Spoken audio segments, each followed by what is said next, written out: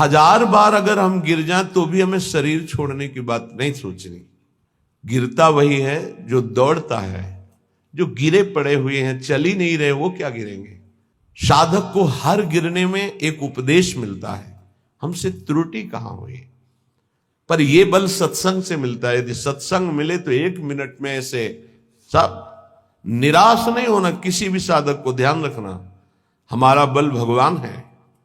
कोई हम में त्रुटि है, कोई अभिमान है, कीन हो इस कभों अभिमाना, सुख हो वंचा कृपा निधाना। बहुत ये गूढ़ बात है। साधक में कहीं ना कहीं थोड़ा जितेंद्रियता का, साधुता का, दिव्यता का अभिमान हो जाता है। उसका नाश करने के लिए उसको घुटने टेकने पड़ते हैं माया के आगे। तब उसको लगता है नहीं, सर्वलोक महेश्वर भगवान ही मुझे चला रहे हैं, मेरे में कोई सामर्थ्य नहीं है। कभी ऐसी किसी के साथ घटना घट जाए तो आपको प्रायश्चित होगा, क्योंकि भक्त हैं, आपका हृदय जलेगा, दंड मिलेगा, निंदा होगी, अपमान होगा, लेकिन आपको निराश नहीं होना। आपकी परम पदवी को कोई भी बाधा नहीं पहुंचा सकता। ये ध्यान रखना, हमारे शब्द याद रखना। कभी कदम पीछे मत चलाना, आगे ही बढ़ाना। ये संसार नहीं जानता। तभी हम कहते हैं कि संतों के पास बैठकर जो सुना जाता है उनके अनुभव सुने जाते हैं। शास्त्रों में तो सब लिखा ही है, लेकिन जो शास्त्रों में लिखा है उसका उन्होंने साक्षात्कार किया है, फिर अनुभव करके बोल रहे। तो इस बात को समझे, 1000 बार त्रुटि हो जाए, गलती हो जाए, हम ये नहीं कहते गलती करो, लेकिन 1000 बार गलती हो जाए तो भी हमें प्रभु का मार्ग नहीं छोड़ना और अपने शरीर को किसी भी तरह से बाहरी दंड नहीं देना, आंतरिक दंड देना है। उपवास के द्वारा, कम आहार के द्वारा, परिक्रमा, नाना प्रकार की तपस्या का अनुष्ठान करके भस्म कर दो अपनी वासना को और प्रभु को प्राप्त करो। शरीर छोड़ने से आत्महत्या करने वाले की वो दुर्गति होती, भूत बनता कोई भी हो, चाहे साधु वेश में चाहे गृहस्थ में हो। पक्का समझना, आत्महत्या करने वाले को भूत योनि की प्राप्ति होती है और बड़ी दुर्गति होती है उसकी। एक बूंद पानी पीने को नहीं मिलता। पानी की प्यास की कीमत वही जानते हैं जिनको प्यास होने पर पानी नहीं मिलता। तुम क्या जानो, एक बूंद पानी उस जीवात्मा को नहीं मिलता जो प्रेत योनि को प्राप्त होता है, तो पागल बना घूमता है। फिर किसी निकृष्ट आचरण वाले के ऊपर सवार होकर तब वो अपनी प्यास बुझाना चाहता है। इसलिए इस मार्ग में चलने वाले पथिक को इतनी हिम्मत होनी चाहिए। लोका स्वच्छंद निंदाम बिंदधति यदि में किम ततो दीन दीनम। मैं दीन नहीं बनूंगा उस समय। ये हमारी बात को पकड़ना। हमारी निंदा हो रही, तिरस्कार हो रहा, अपमान हो रहा है, अगर गलती नहीं हुई तो दीन बनने की तो बिल्कुल आवश्यकता नहीं। अगर गलती हो गई तो भी दीन बनने की आवश्यकता नहीं। क्यों? क्योंकि कुश्ती लड़ने वाला ही हारता है, देखने वाले तो केवल तालियां बजाते हैं। सदैव विजयी नहीं रहता, कभी कभी दांव चूक जाता है, दोबिया पछाड़ में गिरता है। ऐसे ही है, हमारा युद्ध हो रहा है काम से, क्रोध से, लोभ से, मोह से, मद से, मत्सर से। ये क्या जाने, संसारी क्या जाने। मानो 30 वर्ष लड़ते हुए उसे व्यतीत हो गए, कभी घुटने नहीं टेका, लेकिन अगले मिनट में चूक हो गई और घुटने टेक दिया। अब संसार उसकी पराजय की निंदा करेगा, लेकिन हम उस उपासक को सपोर्ट करते हुए हृदय से कहते हैं, कभी नहीं, घुटने टेका, फिर खड़े हो और दौड़ प्रभु की तरफ, देख तो संसार पर विजय प्राप्त कर ही लेगा। नामे भक्ता प्रणश्यति। ये जरूरी नहीं है कि हम अपने शरीर को त्याग दें, क्योंकि ऐसे प्राय जिनको सत्संग नहीं मिलता ऐसा कर देते हैं। निष्ठावान त्रिभुवन पर विजय प्राप्त करता है। लोका स्वच्छंद निंदाम विंधतति। चाहे कोई कितनी निंदा करे, तुम्हें फर्क नहीं पड़ना है, और फर्क पड़ जाता है तब जब सत्संग नहीं मिलता। ये हम आपको सत्य कहते हैं। सत्संग में बड़ी सामर्थ्य है। संतों के वचन अमोघ अमृत होते हैं। सत्संग ही बचाता है, संत वाणी ही उठाती है हमको। नहीं तो कभी कभी ऐसी दशाएं जीवन में होती हैं कि साधक निराश हो जाता है, जिसको किसी को कटु व्यवहार नहीं करते, किसी से कोई मतलब नहीं रखते, अपना लक्ष्य केवल, फिर भी गाली दे रहे, फिर भी ऐसे ऐसे षड्यंत्र रच रहे, फिर भी प्रतिकूलता। हे नाथ, ऐसा क्यों हो रहा है? ये कमजोरी हमारी है। इस कमजोरी को संत वाणी दूर करती है पक्का। जब जब जीवन में कहीं कमजोरी आई, तब तब संत वाणी ने हमें उठाया, संत संग ने हमें उठाया। ये हमने जीवन में देखा है। कभी भी हम जहां निराश होने का अवसर आया, वहीं संत भगवान पधारे और ऐसे वचन बोले कि हृदय गदगद हो। कहीं भी कभी भी कोई भी घटना ऐसी जिसमें हम निराश हैं, सामने देखा है कि संत भगवान खड़े हैं और कोई न कोई ऐसे वचन बोले जिससे निहाल हो गए। तो सत्संग के द्वारा ही हमको ऐसी सामर्थ्य मिलती है कि हम निंदा को सह सके। फिर कह रहे हैं, सर्वम चेता स्यात् कुटुंब किमिव मम ततो दुर्दशाः स्युस्तता किम। मेरे परिवार के सब लोग मुझे छोड़ दें, पक्का छोड़ देंगे, क्योंकि जहां जहां राग है वो हरि हटाएंगे, छोड़ देते हैं। जब आप सच्चाई से भजन करोगे, डरना मत। सच्चाई का जब जिस दिन भजन होगा तो परिवार का राग छूटेगा, पर परिवार में भगवत भाव रहेगा।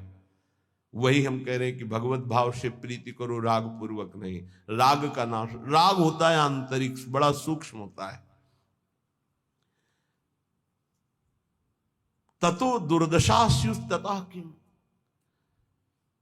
सब पूरे परिवार के छोड़ दिए, लोक में निंदा हो रही है और शरीर दुर्दशा को प्राप्त हो रहा है।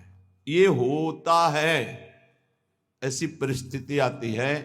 इसी में दिव्य शरणागति का उदय होता है। दिव्य शरणागति जिसे भगवान की पूर्णता होती है, भगवान जिससे तृप्त हो जाते हैं शरणागति में, वो शरणागति इसी में होती है।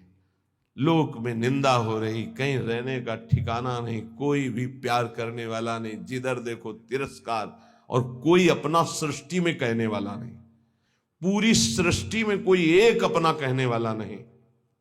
ये स्थिति आती है, स्थिति उस समय आर्त भाव से जो होता है वो शरणागति। जैसे गजेंद्र को कोई अब सहयोग देने वाला नहीं, अगले झटके में डूब जाएगा।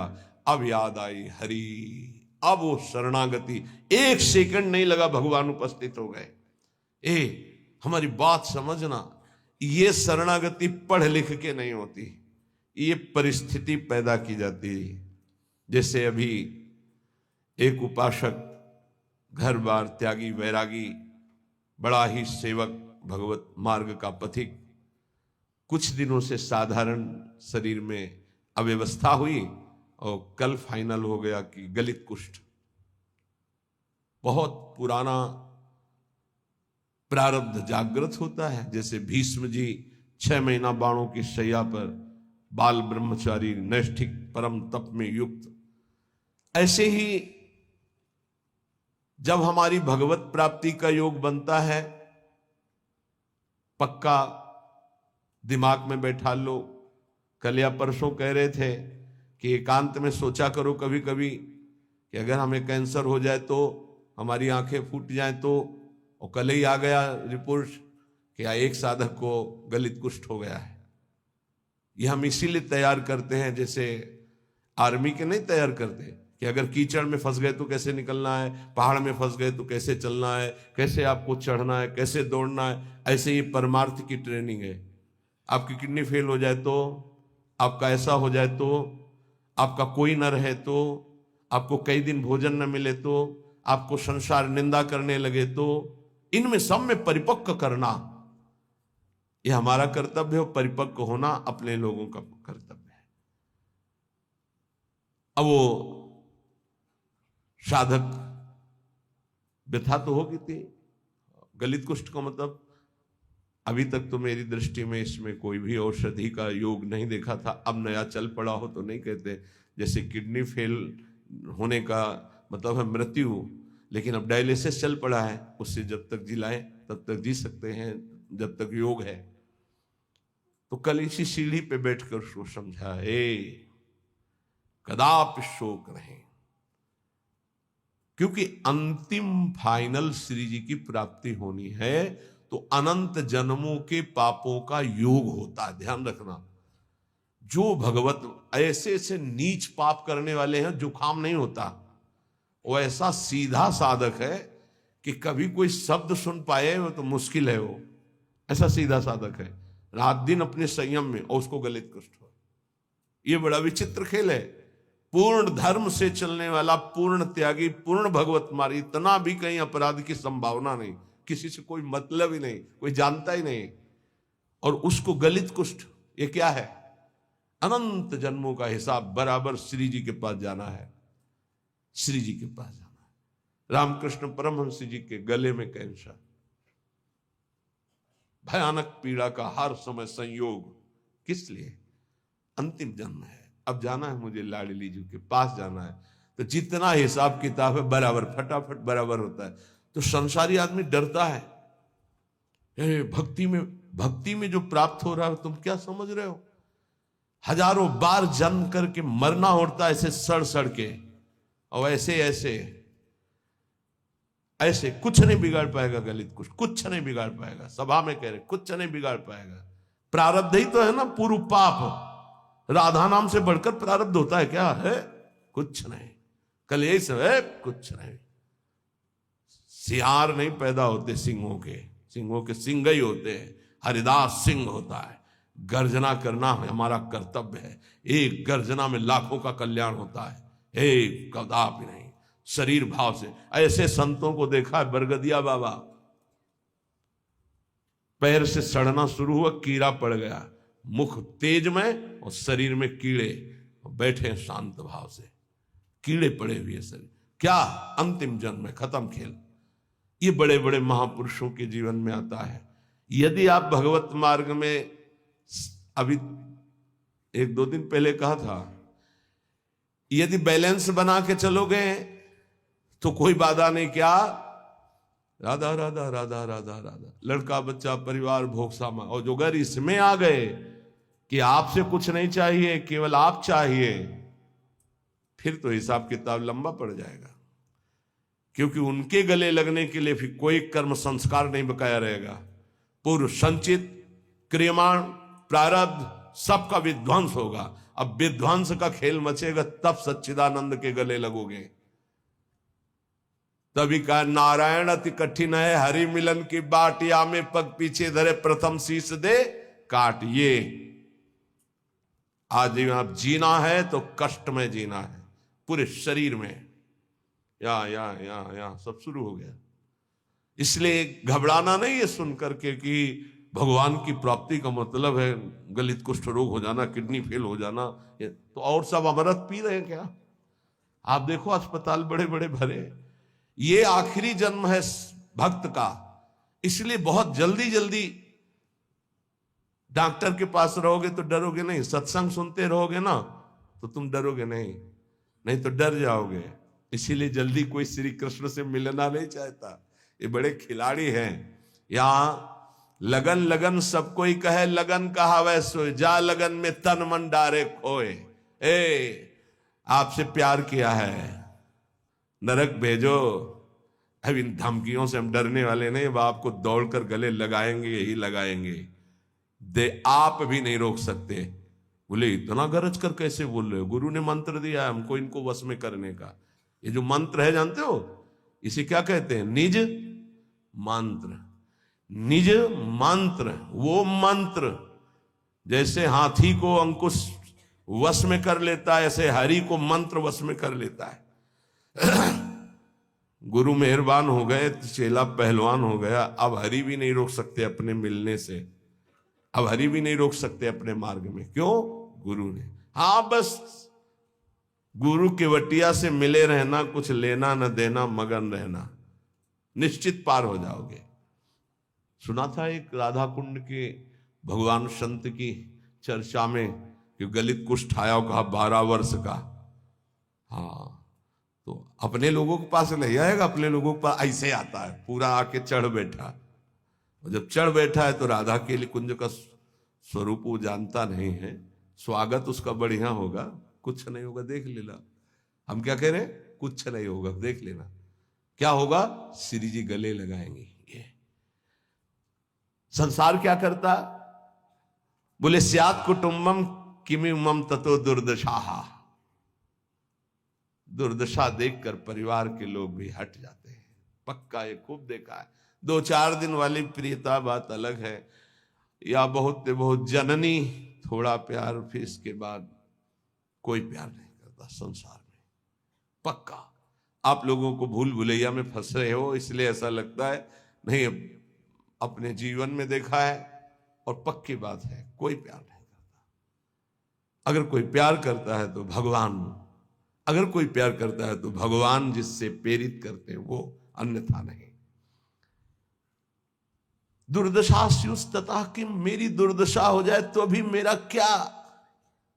जब कोई होता है तो उसमें बैठकर वो बोलती हैं, और जब कोई प्रकट में नहीं होता है तो वो स्वयं बोलते हैं। तो धन्य है उसका जीवन कि जब शरीर दुर्दशा में हो और कोई प्रकट में पास ना हो तो ये लाडले दोनों खेलते खेलते आ जाते हैं, प्रिया प्रीतम, और बात करते हैं। ये कथा नहीं कह रहे, ये व्यथा कह रहे हैं। हृदय की जब व्यथा उत्पन्न होती तब कथा की रचना होती है, तब उसकी जीवनी की रचना होती है। दुर्दशा मांगो, मांगोगे? कोई हिम्मत है किसी की कि प्रभु मुझे ऐसी दुर्दशा दे दो जिसमें आपके सिवा कोई भी ना हो। और ये संसार, जिस कमरे में आप होगे उस कमरे की खिड़की में भी नहीं झांकेगा कि कहीं ऐसे न कह दे, बुला न ले। पक्का खूब अच्छे से देखा है, खूब अच्छे से देखा है। ये बात बहुत इसलिए रुक रुक के कह रहे हैं कि जीवन में सबके आता है, सब दिन होत न एक समान। एक दिन तुम सुख से इतराते हुए छाती फुलाकर अभिमान से डोल रहे हो, जब तुम्हारे कर्म का परिणाम आएगा तो छाती फुला के फिर सहने की ताकत नहीं होगी।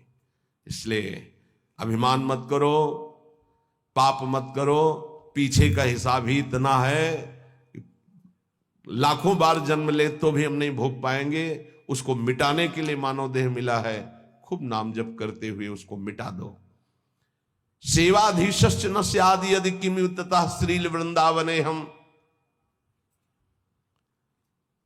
अगर मेरी ऐसी शरीर की दुर्दशा और सेवा नहीं बन पा रही भगवान की तो मुझे कोई फर्क नहीं पड़ेगा। क्यों? क्योंकि मैं पड़े पड़े रोते हुए उनकी सेवा करूंगा। एक होती सामग्री से सेवा और एक होती रुदन से सेवा। तो यहां कह रहे हैं सेवाधीशश्च न स्याद् यदि किमुततः श्रील वृंदावने हम। अब हमसे प्रगट सेवा भी नहीं हो पा रही तो मुझे क्या, क्योंकि मैं हूं तो ना उनका। ये देखो, ये हिम्मत, ये निष्ठा बहुत जरूरी है। ये इसलिए कि आज आप स्वस्थ हैं, आप परिक्रमा दे सकते हैं, सेवा कर सकते हैं। कल ऐसी भी स्थिति आ सकती तो क्या। कभी कभी सोचते थे, जब रात के 8 बजे स्नान कराते थे श्री जी को, हिम्मत बनाई रात्रि तक उठ पाए, श्री जी को स्नान करा रहे धीरे से जैसे बना, तो सोचते थे श्री जी आपकी सेवा कैसे होगी।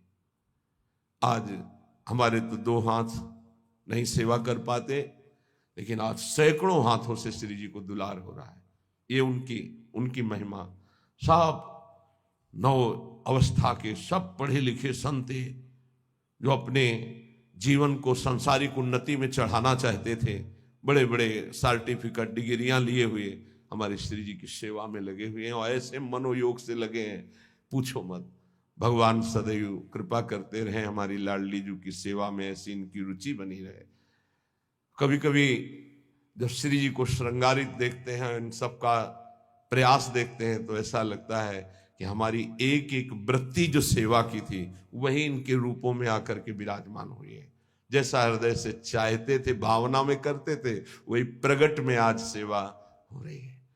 अगर शरीर से सेवा भी न बने तो हमें क्या, क्यों मैं आपका हूं, आपके निमित्त पड़ा हूं। यथास्यांभस्यास्थाय धैर्यम, ये बहुत बढ़िया श्लोक भगवत प्राप्ति के लिए कह रहे हैं। बहुत जोर की बात इस श्लोक में कह रहे हैं। जैसी भी परिस्थिति रखोगे मैं धैर्य नहीं छोड़ूंगा। ए हरि, आपसे है, आपसे जैसी परिस्थिति देना चाहो दे दो। क्या लोक में स्वच्छंद निंदा कराओ, लोग अपमान कर दें, तिरस्कार कर दें, तो भी मैं दीन नहीं होऊंगा। दीन का मतलब हाय हाय अब हमारी सब निंदा करने वाले, कोई हमारा नहीं, ऐसा कभी नहीं होगा। यदि हमें कुटुंब परिवार छोड़ दे, शरीर हमारा दुर्दशा को प्राप्त हो जाए, प्रगट में सेवा भी ना कर पाऊं, तो भी स्थास्याम्यास्थाय धैर्यम मम निज परमाभीष्ट सिद्धिर भवत्रे, मेरे को भगवत प्राप्ति से अब कोई नहीं रोक सकता, क्योंकि मेरा धैर्य है कि मैं प्रभु का हूं। हमारे माई श्यामा जी को राज, अब इसी से भगवत प्राप्ति होगी, पक्का होगी। यही हम कई बार समझाना चाहते थे, जो आज इस श्लोक में निकला है। कैसी भी परिस्थिति हो, भजन भी ना बने तो भी भगवत प्राप्ति होगी। बोले भजन के बिना भगवत प्राप्ति कैसे होगी? भरोसे में, भरोसे में।